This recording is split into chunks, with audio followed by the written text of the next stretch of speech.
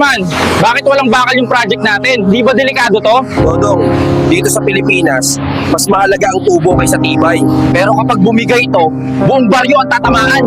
Shh! Huwag kang maingay. Baka marinig ng mga nakatataas. Ayos! Bilisan nyo lang, malapit ang ribbon cutting. Ang mahalaga, makita ng tao na may proyekto, kahit ano pa ang laman. Hindi para sa bayan ang proyektong ito, para sa bulsa nila. Matagal ng ganyan, wala tayong laban. Kawawang Pilipinas at mas kawawa ang mamamayang Pilipino dahil sa kasakiman ng iilan. Sa bansang ito,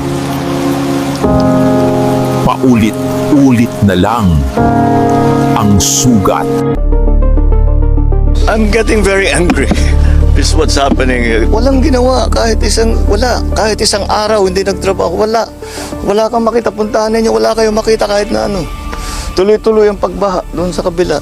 You know, if all of these projects were properly executed and implemented, ang laki nang nawala na problema sana sa atin at sa mga taong bayan. At saka mas magiging maayos hanggang irrigation, nakakapinsala pa sa mga local residents. So yes, I'm not disappointed, I'm angry.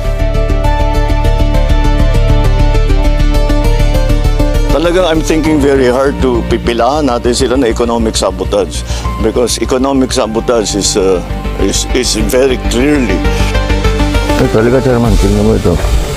Oh, construction reinforced kung ito yun eh. Nag-start na raw ng February.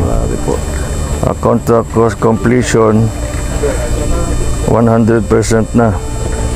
Complete.